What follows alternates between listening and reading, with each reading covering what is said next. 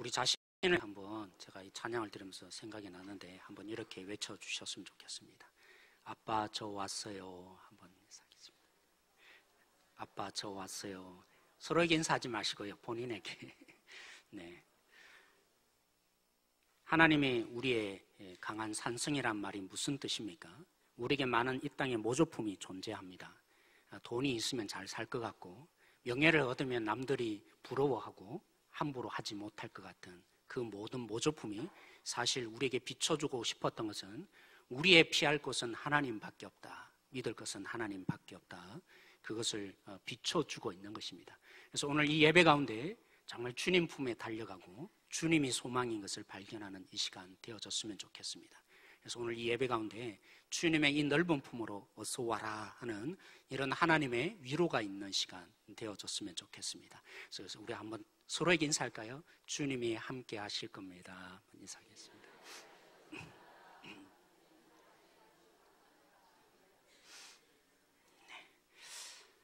오늘 설교 말씀을 듣기 전에 잠시 영상을 하나 보고 나가길 원합니다. 같이.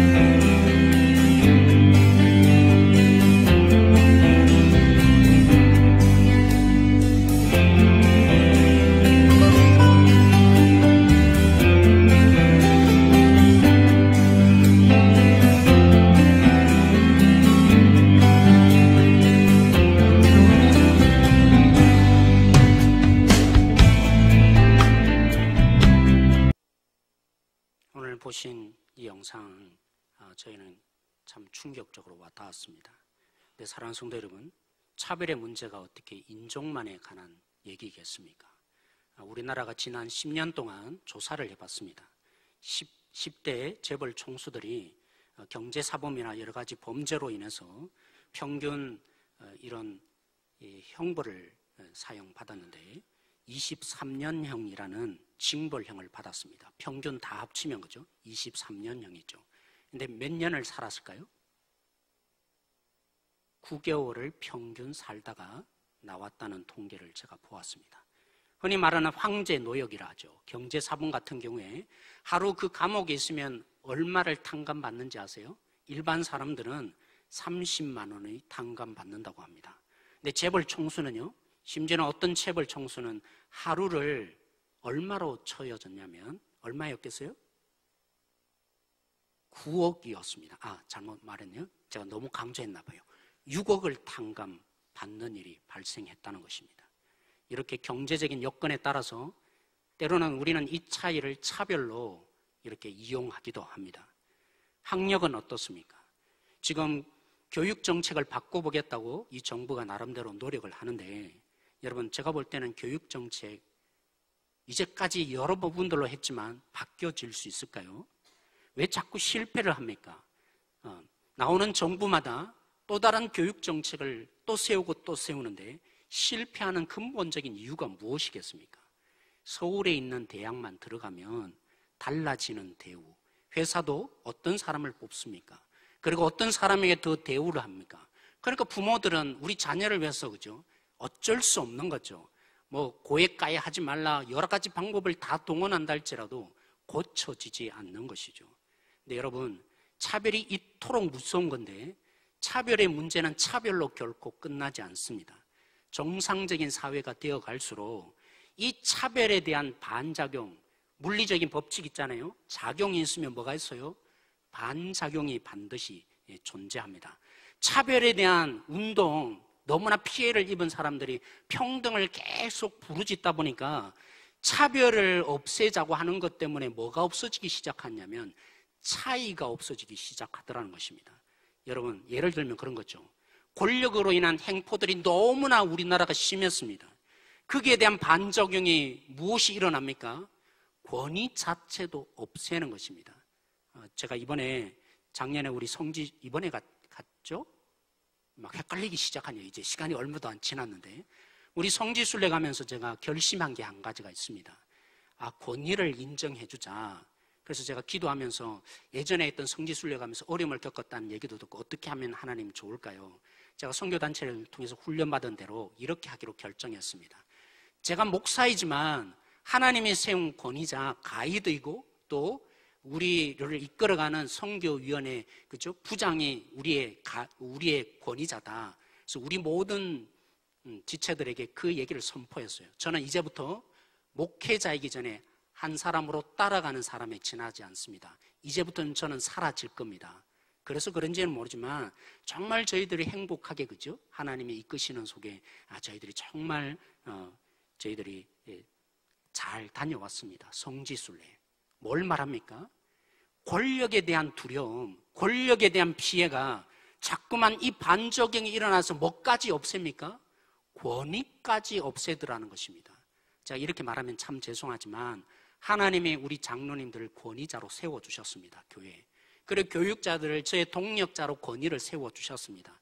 제가 감히 이 시간에 얘기하는데 함부로 비난하지 마십시오. 하나님이 세우신 권위자들이기 때문입니다. 근데 우리는 뭐라고요?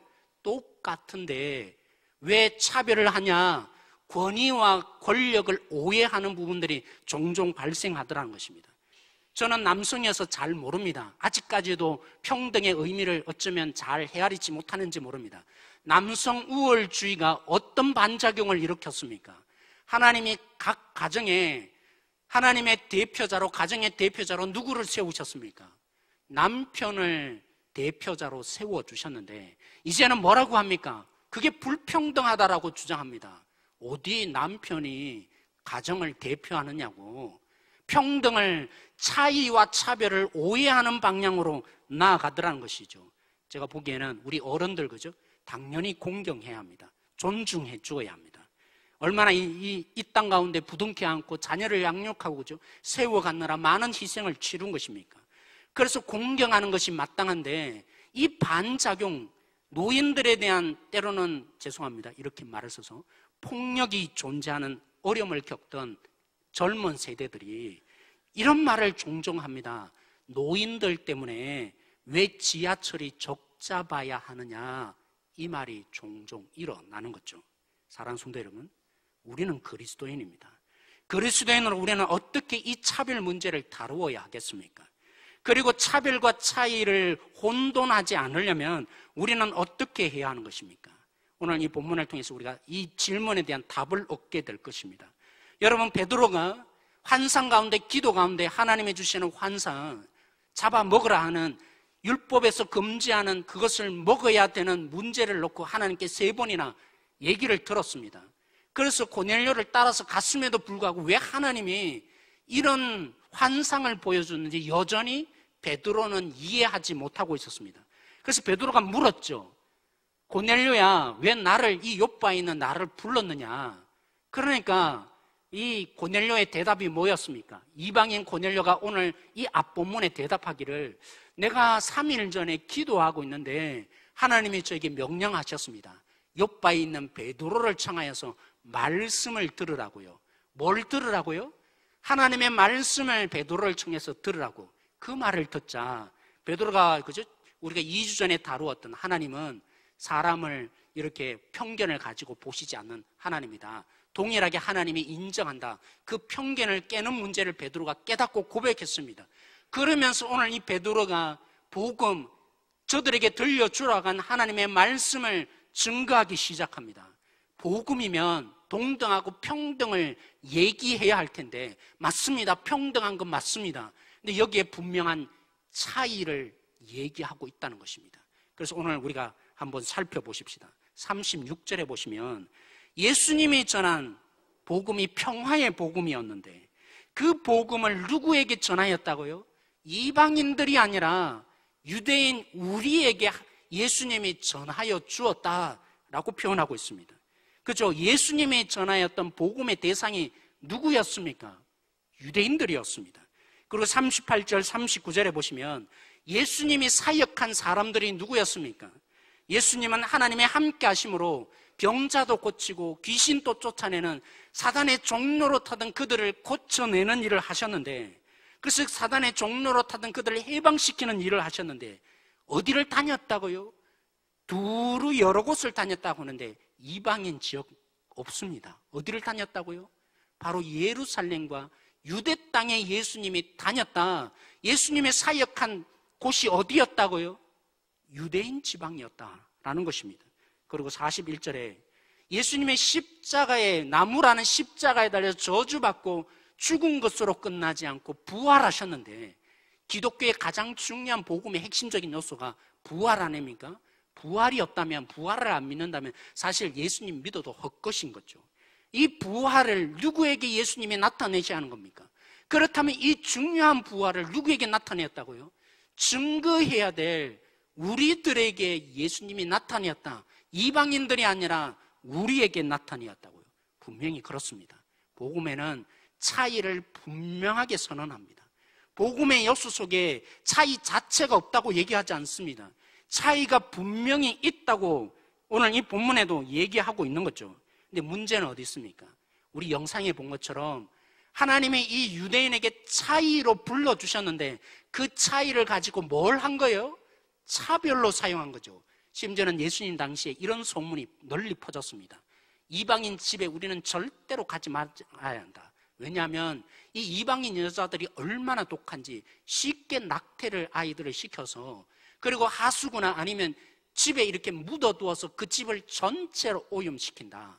그런 집에 우리가 어떻게 들어가겠냐고 분리의 개념을 이렇게까지 얘기를 해서 그들의 차별이 당연하다라고 그렇게까지 주장을 하는 부분이 있었다는 거죠.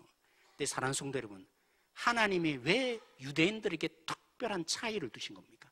이방인들에게 예수님이 첫 번째로 나타나지 않으시고 왜 평화의 복음을 이 유대인들에게 먼저 전하게 하신 것입니까?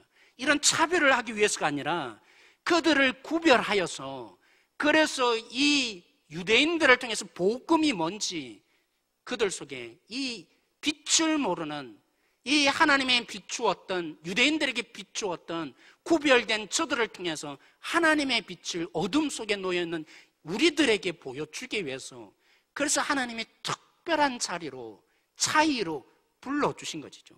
아브라함을 하나님이 왜 부르셨다고요? 하나님이 그 한 사람을, 이 우상 숭배하고 있는 온 전체가 온 땅의 우상 숭배하는 아브라함을 특별히 부르신 그거죠. 아브라함의 직업이 뭡니까? 우상 숭배, 우상을 만들던 자 아닙니까? 얘기를 하는 거죠. 온 땅이 우상 숭배로 어둠에 속하였는데, 그 아브라함에게 특별히 하나님이 부르셔서 복을 주는 이유는 아브라함 네가 특별해서가 아니라 그렇게 불러주심으로 뭐 하려고요? 온 땅의 모든 민족에게 이 복을 나누어 주는 자로 살게 하려고. 그렇죠. 출애굽기에도 얘기합니다. 이스라엘 백성들 하나님이 왜 부르셨다고요? 이걸 모르고 있는 거죠. 이 유대인들이. 이 가장 작은 자 유대인들을 불러서 왜 저들은 다른가? 우리처럼 악하지 않은가? 저들은 이 자신의 우상 숭배에서 어떻게 벗어나는가? 이 이스라엘 백성들을 통해서 결국에는 이 차이로 불러주신 이스라엘 백성들을 통해서 온 땅에 있는 민족들이 하나님께 돌아오게 하기 위해서라고요. 이를 교회에서 적용한 바울이 고린도전서 12장에 이렇게 말합니다. 제가 조금 각색을 했습니다. 야, 우리가 볼 때 너 눈은 아무것도 안 하는 거 있는 것 같은데, 코는 냄새 맡으려고 숨도 쉬고 여러 가지 예민해지는데, 귀인 우리는 그냥 가만히 듣는 게 아니라 이 소리를 집중해서 들으려고 귀를 크게 만들고 예민해져서 듣는데, 너는 하는 게 뭐냐고. 왜 보는 것만 하는 거냐고. 우리처럼 듣기도 하고 보기도 좀 하라고. 만약 그렇게 한다면 누가 듣겠냐고. 아니죠, 누가 보겠느냐고. 누가 볼 수 있지? 아무도 못 보지 않냐고. 그런데 놀랍게도 하나님이 아무것도 안 하는 눈, 귀의 입장에서 보면 듣지도 않고, 또 그죠, 코의 입장에서 보면 냄새도 맡지 않는 자신의 이 위치만을 지키고 있는 이 차별 속에 있는, 그들이 느끼기에는 차별처럼 느껴지는 이 차이를 두신 하나님. 근데 보라고, 가장 연약해 보이는, 모든 기관 중에 가장 연약해 보이는 그 눈, 모든 것을 대접받기만 하는 것처럼 보이는 그 눈, 이 차이가 있는 속에서 얼마나 하나님이 그 눈 하나 보호하려고 눈꺼풀에 있고, 그렇죠, 속눈썹도 주시고, 심지어는 이물질에 들어가면 씻어낼 수 있도록 뭐까지요? 눈물의 샘까지. 그렇게 연약하면 연약할수록 더 많은 것으로 하나님이 주시더라. 그래서 표현된 23절 말씀 우리 같이 한번 읽어보기를 원합니다. 23절 말씀 같이 읽겠습니다. 시작. 우리가 몸에 덜 귀히 여기는 그것들을 더욱 귀한 것들로 입혀주며 우리의 아름답지 못한 지체는 더욱 아름다운 것을 얻느니라. 그런즉 하면서 뒤에 설명되어 있는데요, 이게 바로 이런 뜻입니다. 제가 제 자신을 조금 얘기하고 싶은데, 그렇죠, 우리 지난주 말씀 사경회를 통해서 우리 강사 목사님이 굉장히 소심하다고 그러셨잖아요. 저도 마찬가지입니다. 얼마나 소심한지 여러분도 잘 아시죠. 어떤 분들은 저를 오해하시는 것 같은데, 굉장히 말도 안 듣고 귀도 안 기울이고 자기 뜻대로만 한다고 하는데, 그 한마디 들으면요 제가 그냥 넘어갈 수가 없습니다. 고민하고 또 고민하고, 때로는 밤잠을 설칠 때가 있습니다. 쉽게 제가 상처를 받아요. 억울하면 저 못 참습니다. 그 억울함 때문에 예전에는 잠을 이루지 못했어요. 그리고 무엇보다도 제 사명은 거짓에 속아 있는 사람, 어떻게든 진짜가 이거다 알려주고 싶은 것이, 알려줘야 한다는 것이 저의 사명으로 여겼습니다. 그런 제가 담임 목사 되고 나니까 부목사 때 듣지 못했던 이런 말 저런 말 많이 듣잖아요. 이쪽에서는 이런 입장에서 얘기하고 저쪽에서는 저런 입장에서 얘기를 합니다.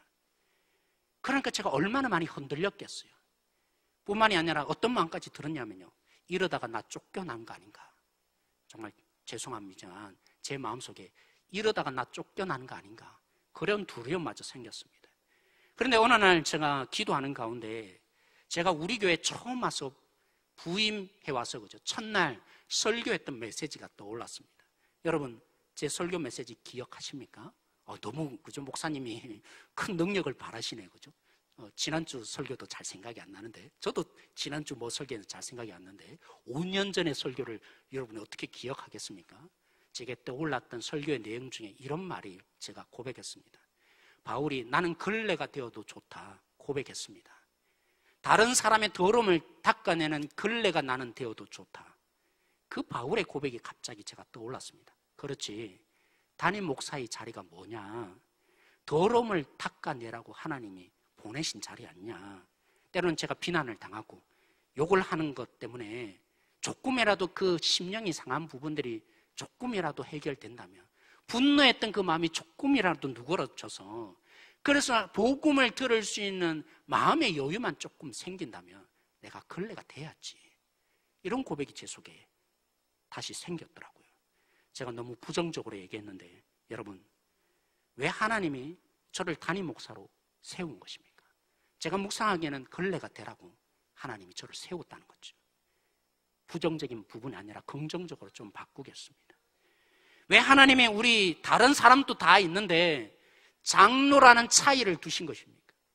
왜 하나님이 어떤 사람은 날마다 먹을 거 걱정하고 하루를 어떻게 내가 버텨내는가, 물질의 문제로 고민하고 사는데, 어떤 사람은 그 고민할 필요도 없이 물질이 많은 자로 그를 하나님이 차이 있게 만드신 것입니까? 불균형 말고요, 막 불법적으로 돈을 얻는 거 말고요, 그냥 태어났는데 부자인 가정에 태어나서 그 물질을 이어받아서 있는 사람, 하나님이 참 불공평해 보이는 것 같은데 왜 그런 가정에 태어난 겁니까? 이왕이면 우리나라에 태어나지 않고 좀 미국 땅에 태어났으면 좋았을 텐데, 왜 이런 차이로 정말 강대국에 날마다 어려움을 겪는 여기에 우리를 태어나는 차이를 하나님이 주신 거냐고요.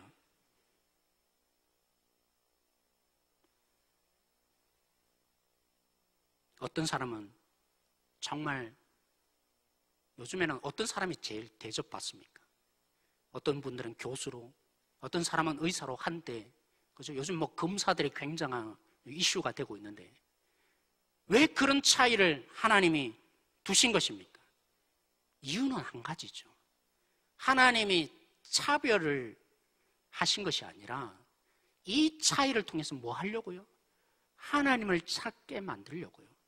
그를 통해서, 그 능력으로, 그 차이를 통해서 주님을 알게 하려고요. 주님을 만나게 하기 위해서 그 능력과 재능과 특별함으로 그 다른 사람을 섬기는 자리로 가게 하시려고요. 모두가 어두운 뿐인데, 물질에 때로는 연약하고 때로는 인정받지 못하는 것이 다 우리들인데, 특별한 그 자리를 통해서, 야, 저를 보면 정말 주님이 보이는구나, 주님 좀 만나야겠구나, 이 복의 통로로 하나님이 세운 거죠. 오늘 본문 43절에 복음의 하이라이트가 드러나는데, 유대인만이 아니라 모든 사람이 예수 그리스도를 믿어 뭐 하는 거라고요? 나무에 달려 십자가에 죽으신 그 예수 그리스도를, 이름을 힘입어서 뭐 하려고요? 제사함을 얻게 하려 함이라. 그렇죠? 제사함을 얻게 한다고 했는데 죄가 뭡니까 도대체? 죄는 아담이, 그렇죠, 하나님 되려고 한 거 아닙니까? 자신의 이 위치보다도 더 큰 위치 속에 자기가 가서 결국은 하나님 되면 뭐 하려고요?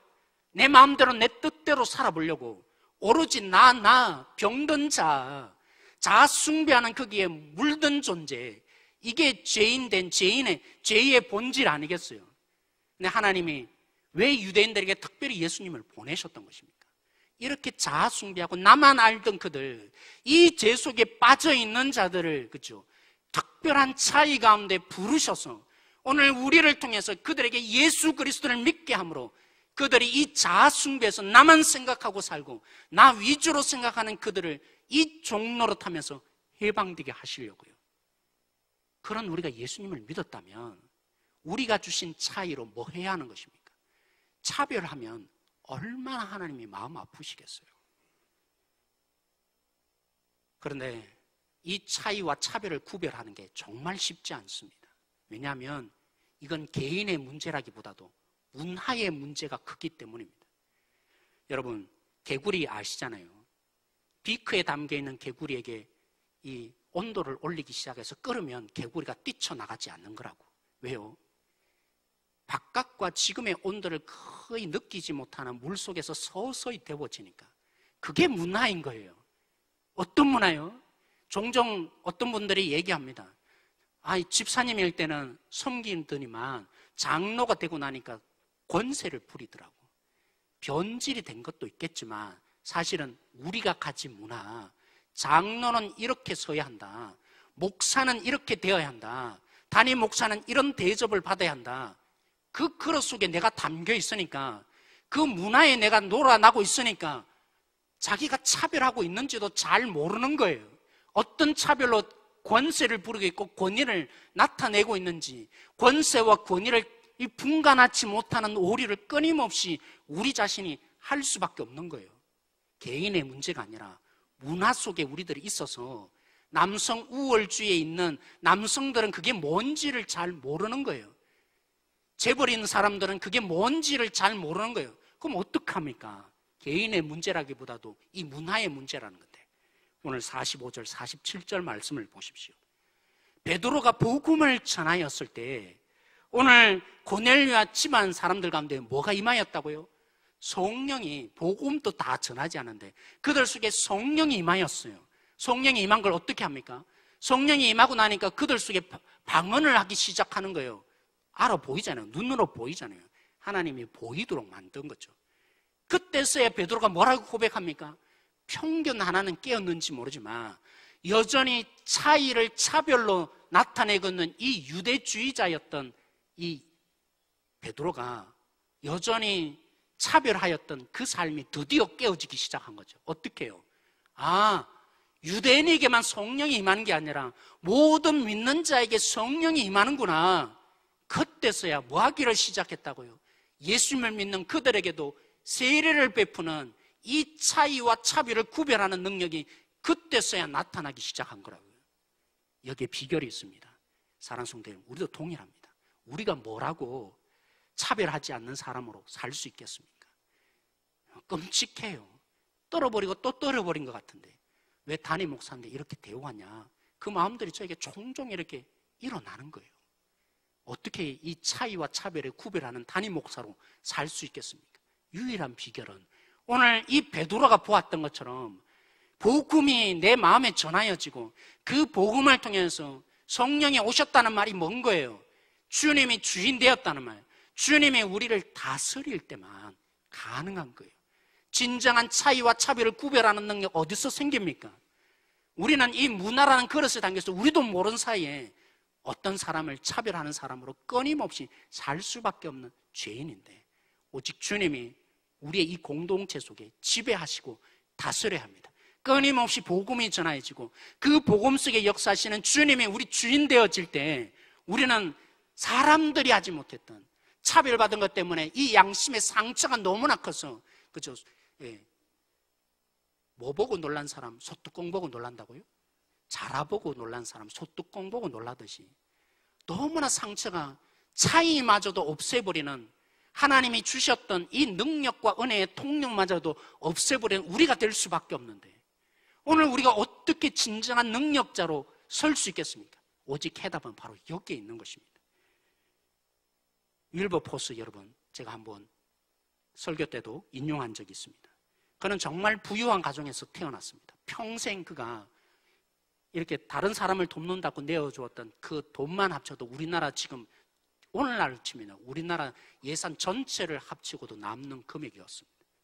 한 해에 내는 이 부조금이 그랬다는 거죠. 그렇게 부유한 가정에 태어나서 그는 명문대학 캠브리지 대학을 나왔습니다. 그가 품었던 꿈, 국회의원이 되는 것 21살에 그가 이루었습니다.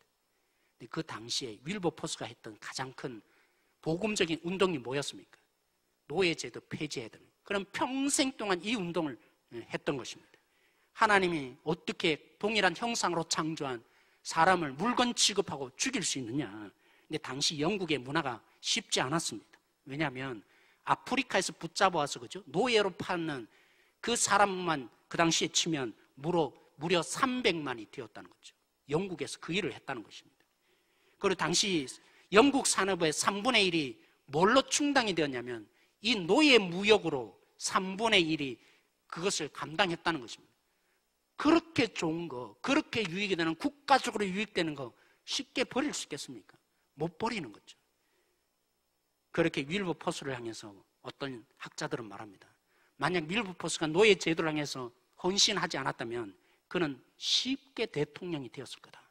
그리고 그는 말년에 그렇죠, 아무것도 없는 가난한 자로 죽었는데 그는 그렇게 외롭게 죽지 않았을 거다. 물질 하나 없는 자로 죽지 않았을 거다. 하지만 그는 이렇게 고백했습니다. 제가 그대로 인용하겠습니다. 나는 내 앞에 놓여 있는 빛나는 정치적인 지위보다 내 마음속에 빛나는 하나님을 더 원하고 있다. 다시 읽겠습니다. 나는 내 앞에 놓여 있는 빛나는 정치적인 지위보다 내 마음속에 빛나는 하나님을 더 원하고 있다. 우리 에베소서 6장 9절 말씀으로 제가 마무리하고 싶습니다. 우리 함께 읽도록 하겠습니다. 상전들아, 너희도 그들에게 이와 같이 하고 위협을 거치라. 이는 그들과 너희의 상전이 하늘에 계시고 그에게는 사람을 외모로 취하는 일이 없는 줄 너희가 알미라. 여러분, 우리의 진짜 상전이 누구라고요? 하나님이시요 예수님이라고요. 그런데 그 예수님이 우리를 다스리고 지배한다고 할 때 어떻게 지배하고 다스립니까? 세상에 있는 권력자들은 자기 대접받고 싶어, 자기 마음에 맞는 사람은 조금 줄을 잘 쓴다고 하죠. 도와주고, 안 그런 사람 자기 마음에 안 맞으면 끝없이 내치는 그런 것을 우리가 끊임없이 경험하다 보니까 주님 된다고 하니까 그게 받아들이기 어려운 거죠. 근데 예수님이 어떤 상전이 되신 것입니까? 오늘 에베소서 6장 9절의 적용은 사실은 에베소서 5장 1절부터 시작된 것입니다. 우리의 진짜 상전이신 예수님, 주님이신 예수님이 어떻게 하셨는가? 우리의 상전으로서 권리를 부리고 권세를 누리는 그런 상전인가? 아니라 했던 거죠. 하나님께 진노의 자녀짓을 했던 우리를 하나님께 받아들이게 하시려고 자신의 몸을 내어주어서, 자신을 희생하여서, 자신의 몸을 하나님께 불태워서 향기로운 제물로 하나님께 바쳐짐으로 하나님이 우리를 받아들이게 만드셨다. 그렇게 희생하신 예수님이 우리의 상전으로 있기에 그 예수님이 우리를 지배하고 다스리면 어떤 일이 발생한다고요? 세상은 그럴 수 있습니다. 내가 고용되었으니까 고용된 일만 하고 눈치 보고 오죠. 안 잘리려고만 작은 일만 하고.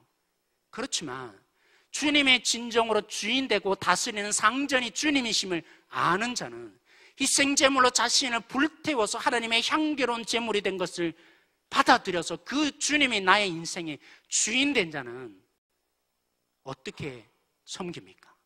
명령할 때 명령으로 여기는 것이 아니라 주님이 나에게 말씀하시는 거다. 순종함으로 나갔죠. 순종합니다. 주님을 위해서 하듯이, 주님을 섬기듯이 그 상전을 섬긴다고요. 오늘 이 본문은 상전에 대한 얘기지만 상전도 그렇죠. 어떻게 자신이 당시에 데리고 있는 종이 뭡니까? 당연히 칸칼이 죽일 수 있고, 죽으라면 죽어야 되는 것이 종인데 뭐 하지 말라고요? 위협하지 말라고. 왜요? 너에게는 더 큰 위에 계신 상전이 있다. 목숨을 내놓고 희생제물로 불태워서 하나님의 향기로운 제물로 바쳐져서, 그래서 우리가 하나님께 받아들여진 진짜 상전이 있는데 너에게만 상전이 아니라 너가 함부로 대우하는, 죽을래 하는 그 정도 그의 상전이다. 그러기에 진짜 주님이 우리 속에 주인 되고 다스리면 우리가 어떻게 살겠습니까? 공갈치지 않죠. 같은 동력자로 세우며 어떻게 하면 저 한 영혼이 주님 앞에 설 수 있을까? 그런 자신의 부르신 이 상전의 자리, 하나님의 소명의 자리로, 차별이 아니라 차이의 자리로 지켜나가는 삶을 사는 거죠. 그렇습니다. 사랑하는 성도 여러분, 차이를 없애서는 안 됩니다. 반드시 차이는 존재합니다. 왜요? 하나님이 그렇게 부르셨기 때문입니다. 여러분, 대한민국의 사람으로 태어난 것이 불행합니까? 아니요. 하나님이 우리 한 사람 한 사람을, 또 어떤 집안에 태어난 것이 불행합니까? 아니요. 하나님이 그 속에 부르셔서 그 자리를 통해서 하나님이 진실로, 때로는 그렇죠, 누가 예수님 믿는다고 생각합니까? 많은 오해들이 이제까지 한국교회가 부자가 되고 능력이 있고 그죠? 출세하면 주님의 복음을 전하기 쉬울까? 아니요. 절대로 그렇지 않습니다. 연약하고 부족하고 가난한 속에 이겨내는 그 모습을 보고 주님 때문에 승리하는 그 모습을 보고 왜 저는 다를까? 그래서 주님을 믿는 것입니다. 여러분 연약합니까? 한국 땅에 태어난 것이 불행합니까? 아니요. 하나님이 우리를 통해서 정말 연약함이 뭔지를 하나님이 어떤 대안이 되는지를 우리 속에 주시기 위해서 불러주신 자리로 아셔야 합니다. 이 차이를 부정하지 않으셔야 합니다. 이 차이와 차별을 어떻게 우리가 구별하며 능력을 나타낸다고요? 끊임없이 복음 앞에 서셔야 합니다. 그리고 그 복음이 말해주는 주님이 주인이심을 날마다 십자가 앞에서 고백해야만 내가 얼마나 차별로 또 대하고 있는지, 하나님이 주신 이 복의 자리를 내가 얼마나 남에게 함부로 사용하고 있는지 끔찍하게 깨닫는 자 되고야 말 것입니다. 하나님이 우리를 부르신 한 사람 한 사람, 우리 장로님, 권사님, 집사님, 그리고 오늘 이 자리에 처음 오신 한 분 한 분들을 왜 부르신 것입니까? 오늘 우리에게 이 대안이 없는 이 절망적인 세상에 하나님으로 인해서 진짜 소망이 있음을, 그 어떤 것으로 고칠 수 없는 이 땅의 삶 속에 하나님의 진정한 소망임을 오늘 찬양대가 찬양했던 대로 주 예수님의 방패시다, 산성이시다 증명하시기 위해서 오늘 우리 한 사람 한 사람에게 끝까지 일하실 것입니다. 우리 교회 속에 일하여 주실 것입니다. 그 복음의 능력이 나타날 때까지 하나님은 포기하지 않고 일하여 주시리라 믿음으로 선포합니다. 우리 오늘 말씀을 붙들며 함께 기도하십시다. 여러분, 어떤 차이로 때로는 우리가 부러워집니까? 어떤 자리로 우리를 불러주셨습니까? 하나님의 부르심의 자리 과연 어디에 있습니까? 하나님은 그 자리를 통해서 복의 통로로 우리를 세워주셨는데 이 차이를 알지 못하고 차별하는 자 없습니까? 하나님의 부르심의 이 차이조차 깨닫지 못하는 지체들 없습니까? 이 모든 우리들의 각양각색 다른 부분을 통해서 주님을 섬기듯이 한 영혼을 섬겨서 그들을 주님 앞에 세운 아브라함의 복의 통로, 우리에게 하나님이 주신 것입니다. 오늘 붙들며 기도하십시다. 하나님, 나 몸이 연약한데 다른 사람에게 내놓지 못하는 부족함이 너무 많은데 하나님 달리 보게 하여 주십시오. 나를 통해서 이 땅에 하나님의 복이 흘러가는 통로임을 이 사단의 속임수에 우리가 놀아나지 않게 하여 달라고 오늘 우리 기도하십시다. 우리에게 향기로운 제물로 자신을 드려서 오늘 우리를 받아주신 예수님이 우리의 상전입니다. 제가 우리 교회 상전도 아니고 우리 장로님이 상전도 아닙니다. 오직 우리 주님이 우리 교회를 지배하고 다스리도록, 우리 가정을 다스리도록, 우리 자녀를 다스리게 하셔서 한 영혼을 살려내는 복의 통로 우리들이 되게 하여 달라고, 우리 가정의 자녀들 되게 하여 달라고, 우리 교회가 그런 교회로 이 월평적을 담당하는 선교적인 사명을 감당하는 교회로 세워달라고 이 시간 우리 함께 기도함으로 나가기를 원합니다. 같이 기도하시겠습니다.